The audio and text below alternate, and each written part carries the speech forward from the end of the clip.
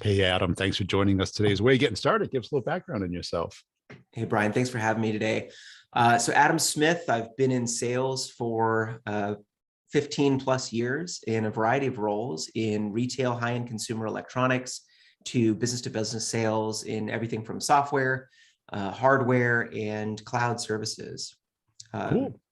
And you've got some pretty interesting activities in your portfolio. You ski patroller?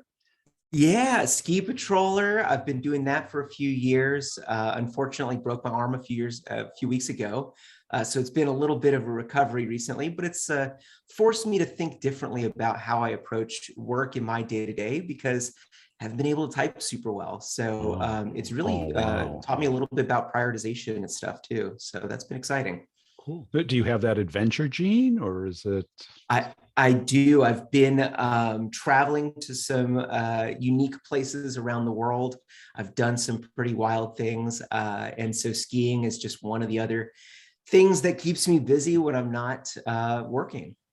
And does that transfer to sales? Because there seems to be a lot of people with the adventure gene in sales. They like the I excitement, the tension. Yeah, I think it does. Brian, I think that it's the thrill of the unknown and that anything could be around the corner, right? There's a lot of ambiguity in sales. You don't know what is going to resonate with a customer or a prospect. In much the same way, when you're staring down the window right before you jump out of a plane going to parachuting, or staring down the steep terrain of a double black diamond, things like that are the unknown. Anything could potentially happen, and so I think the same is true when you're in a boardroom meeting with a customer. It's true. Yeah. And you also done start as a rep and move your way up at two different companies. I have, yeah. So started as a rep just out of college. I decided that I was in a sales operations role, wanted to be more in a outside sales, customer facing role. And fortunately found a company that was willing to take a chance on me. I really hadn't proven myself in any way yet.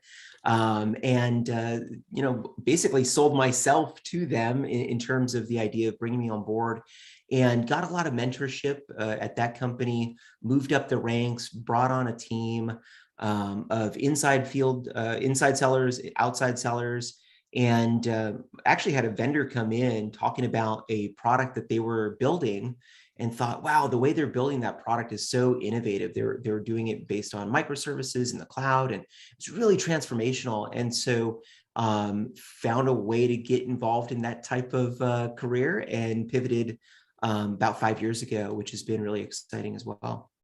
And Um, do you like being a rep more or being a leader more or?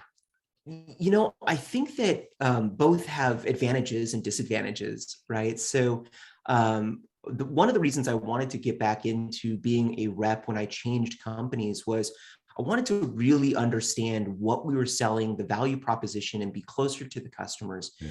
And I really think that as a rep, you have that intimacy with the customer that really is hard to get anywhere else. And so when I changed to my current company, I was excited to go back into an individual contributor role, demonstrated my ability to prove myself, moved up in terms of a leadership role, found myself in a people manager role that I'm in today. And it's just a new challenge, right? In developing people, stepping away from the day to day, and allowing my team to be the successful team that they are, which is always fun. And what motivates you today? Oh, wow. I love seeing reps come to me and say, here's what I was able to achieve that I didn't think was possible. And we have these different sessions. We'll have our one-on-ones. We'll talk about different opportunities that they're working on, and how they are thinking about approaching it, and different angles that they're seeing the opportunity through, so that they can come to a complete picture of what the risks are, where they need to go next in the engagement. And it's thrilling to see that, even from anyone from a junior rep that I've brought on in years past to some very senior folks that work for me today, that really think about sales in a very customer focused manner, which is exciting. And I think it leads to better results for our customers. And how did you come up with that customer focus? Because a lot of managers don't have that. It's like, top Yeah. down or just get it done. I think I've read a lot of different sales books over the years, and I think that the one that resonates a lot with me is Start With Why by Sinek. Yeah. And I think that starting with why as you go and engage with a customer forces you to understand where they're trying to go with their business and whether or not your services and solutions align to their outcomes that they're trying to achieve. And then you can work backwards from that. Either you have the right solution and you can keep going and earning the right to continue in the engagement, or you can really quickly pivot and say, this isn't the right engagement. We don't have an alignment here. And that's almost more valuable than knowing when to continue, because our time is so precious, Brian, and we've got to focus on what is going to resonate, the customers that are going to matter most, and the value proposition that's going to be most impactful. Yeah. And how long does it take reps to kind of get that? Because they're kind of, confirmation bias. They say everything looks like a deal, right? Sure. I think it varies. And I don't know that it's something that anyone's born with, right? We have a tendency to have happy ears. Yeah. We hear some signals from a customer, and it seems like a good sign that things are going to progress.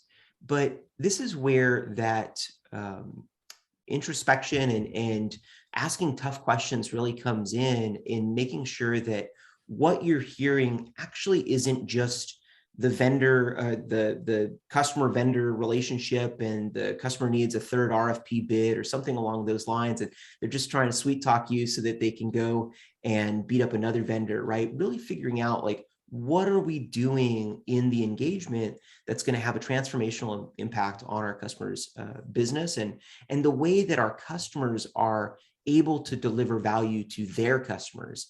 And that's something that I think comes with experience. And I think it comes with keeping in mind what more can we do to help our company deliver results, not just to our customers, but to our customer's customer. Yeah.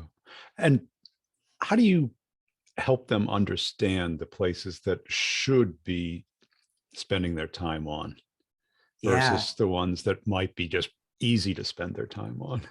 Sure. I think it starts with asking questions. As a leader and a people manager, I have no preconceived notion of what the right answer is, or I try to have no preconceived notion. And in doing so, I'm asking a lot of questions. Hey, what are you spending your time on? Why are you spending your time on that?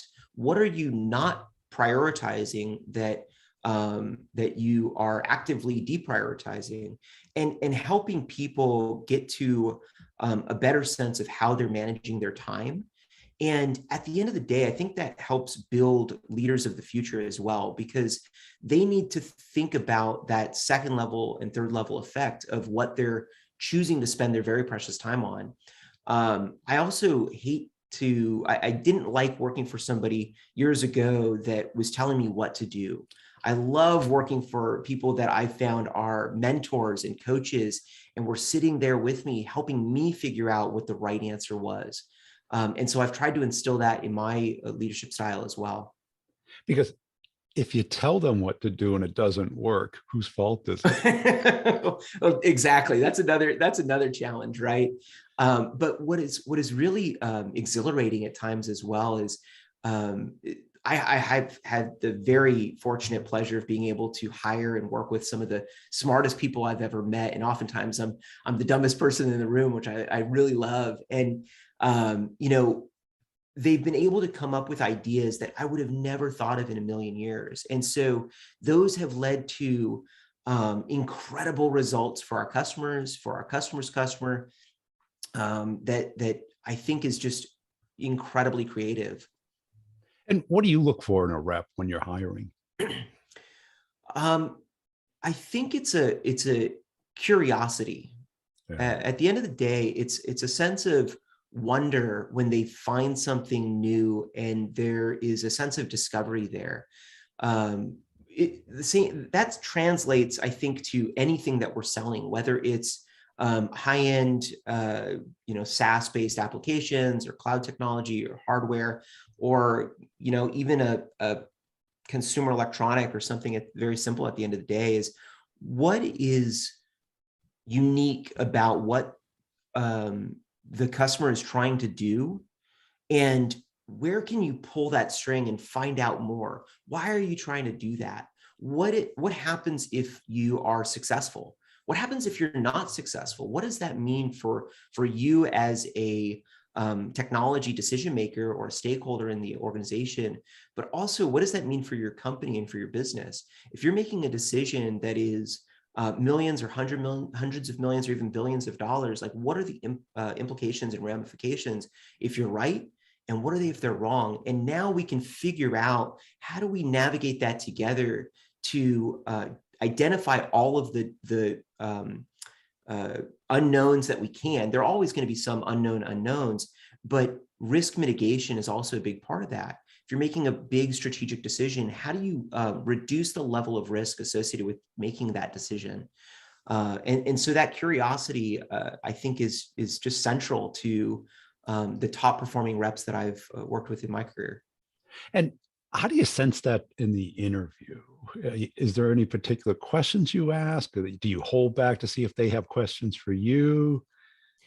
Yeah, I think it comes down to what have they done in the past, and asking about experiences that they've had. And that could be for early career talent. What have they done in their college career, their high school career, outside of a school, anything from sports to friendships and video games and anything in that sort, to mid-career and late career talent, where what have you done that has been different than how your peers would approach a challenge?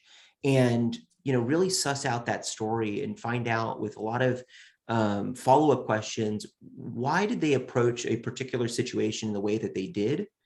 And what would they have done differently? And the done differently thing, Brian, I always think is such a fascinating question to ask, because the more experienced people and the people that are really thinking about their engagements always have a long list of things that they could have done differently or better.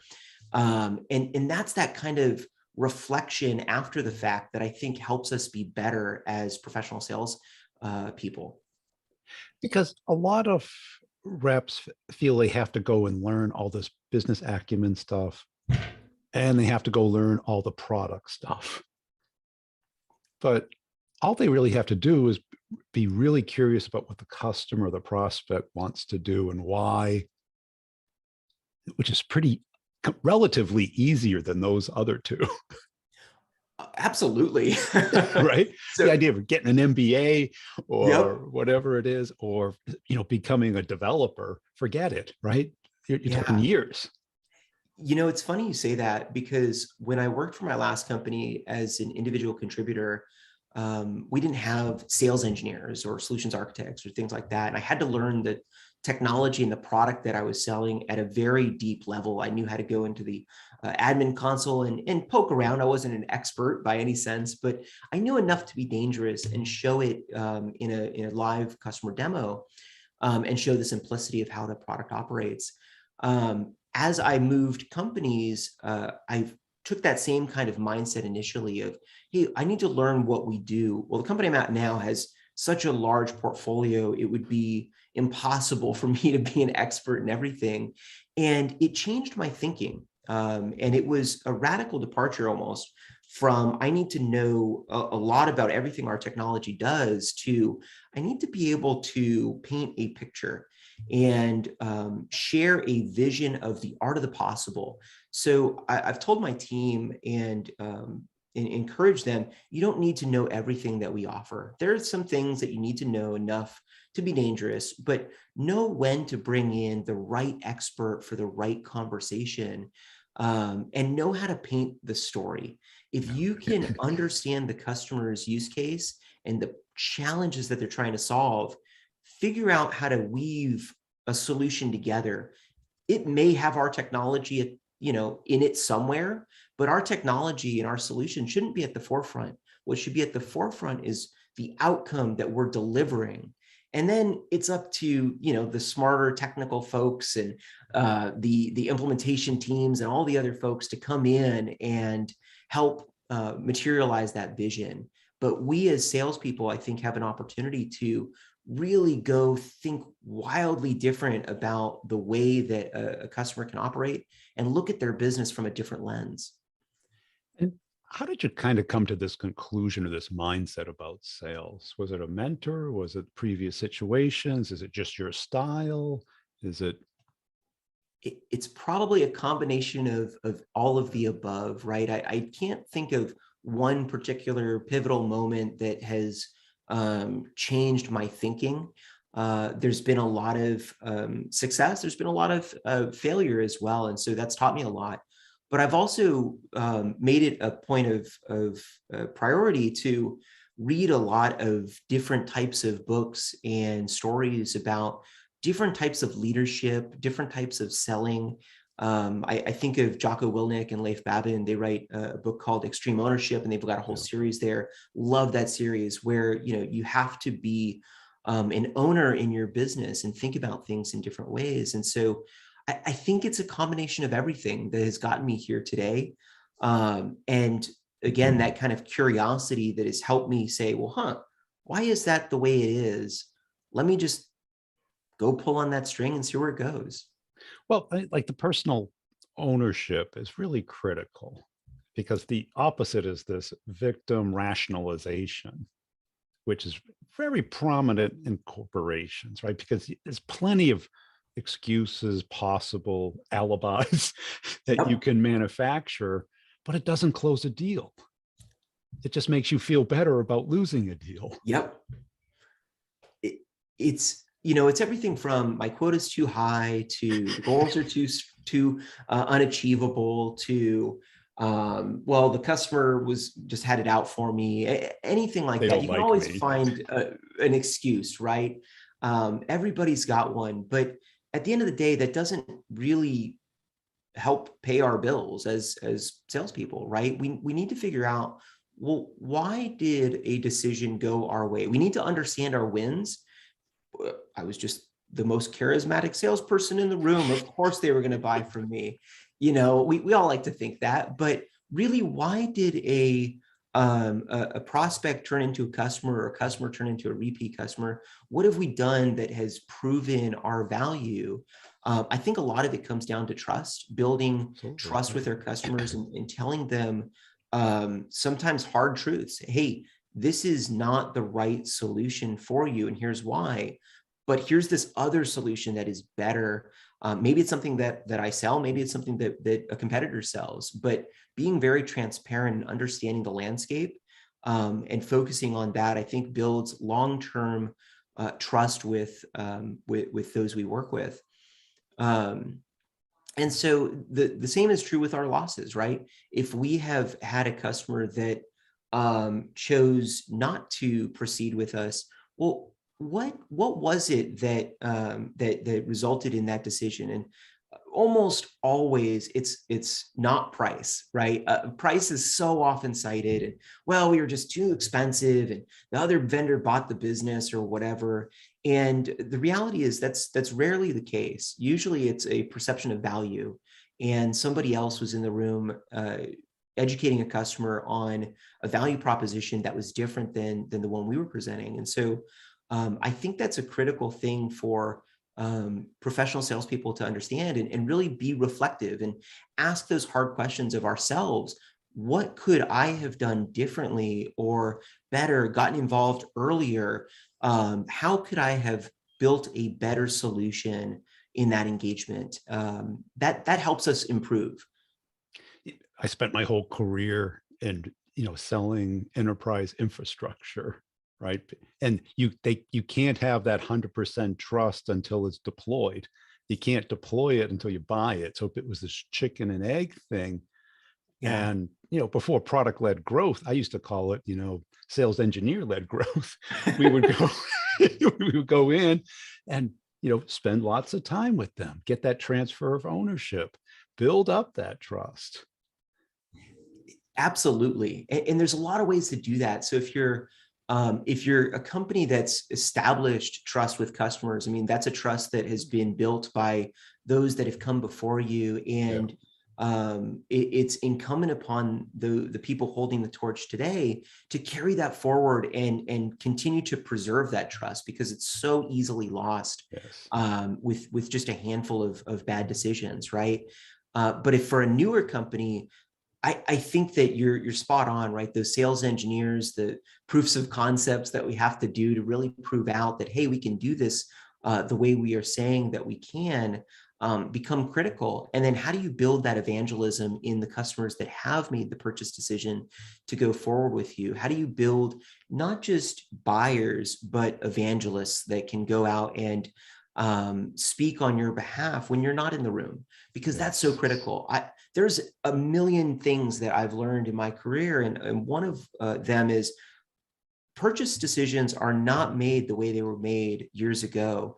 They are made by so many different people, and so often we're not in the room with those people. And so how do we empower the people that we are talking with to sell on our behalf, so that when we're not in the room and the doors are closed and they're comparing 15 different solutions, ours is the one that stands out as differentiated? Yeah, because we have to kind of qualify and educate that champion. Absolutely. Because when you're looking down at the forecast, one of the things, it's like, how strong is that champion? Are they going to fight for us? When somebody's buddy on the board says, no, check these other folks out, are they going to stand up and say, we did, this is the best, let me explain what we've done, this is what will happen if we don't do this? Yep. And at the end of the day, I think it's really important that we empower our champions in that sense, Brian, because, you know, as a leader, I need to allow my team the latitude to make decisions. They are going to be closer to the tactical details than I am. And I think the same is true with any decisions that get made in business as well. The C-level executives shouldn't be getting too far in the weeds in terms of making How can you? minute product choices, Yeah. right? They should be empowering their directors, their individual contributors to make valuable business decisions. And they should be inspecting those decisions and asking tough questions about, well, why did you choose A instead of B?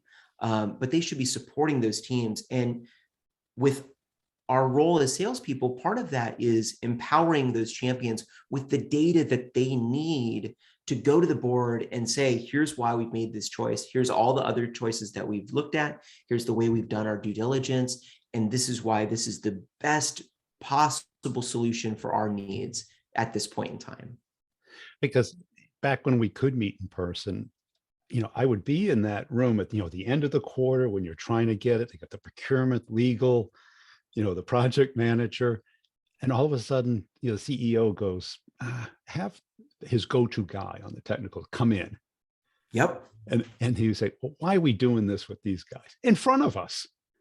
And if that champion gets all excited and explains, and the CEO goes, I didn't understand a word he said, but clearly he wants to go in. Because certainly with what you sell, one level above it, it's like they can't understand all the stuff. Yeah. The distinctions, the differentiators, all of the things that they may not even notice for a year and a half until they get deployed and scale it up. Yeah.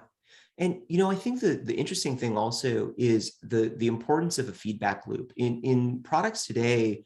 We're not shipping a box and forgetting about it, right? That world is long gone, and customers expect more, and they expect constant improvement in the value of their decisions. And so when they're making a purchase decision, oftentimes that is a decision that they want to last many years, if not longer, for their business. And so it's critical that we not only understand what the needs are today, but understand what are the needs that are coming 12, 18, 24, 36, 72 months out, so that we can build that feedback mechanism in with our product teams and ensure that our products are going to be aligned with where the customers need us to be many months from now. Because products don't ship overnight, right? There's a lot of innovation that has to take place in order to make that happen. Yeah. And what do you see reps doing wrong or needing the most improvement? Not to say your reps, but reps in Yeah. general, the competitors, whatever it is. I think the number one thing that I have seen that differentiates successful reps from unsuccessful reps is uh, the show up and throw up type Yeah. mentality, right? Going in, I'm going to sit down, I'm going to talk about my product all during this presentation. I'm going to go through 35 slides. I'm going to tell you everything that my product can do for you. But I'm not going to ask all the questions about what do you want my product to do for you? It's great if your product can, pick up a car on the street and fly it to, Timbuktu and do all this whiz bang things. But if I'm just trying to get from point A to point B and point B is around the corner, that might not really align with what is going to resonate with me as a decision maker. And so that's the key thing that I always see jumping out between successful folks and those that need more coaching. And I don't think it's anything that can't be adjusted through coaching and mentorship. It's just about recognizing that, right? And early in my career, I did the same thing, right? Well, I we're taught did to do it. How exactly. can you not do it? If you don't do it, you're going to get in trouble. Yeah, you need to go tell them about all these features. These Otherwise, features, they won't get it. yeah, we've spent millions or billions or hundreds of thousands of dollars building these features. Like the customer needs to know They because want to know all the details.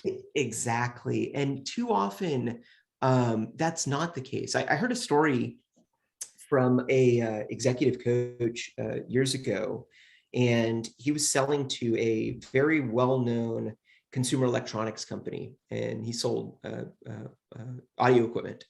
And he was the president of the company. He was selling to the CEO of a well-known company, and he narrowed the challenge down to a 30-second pitch.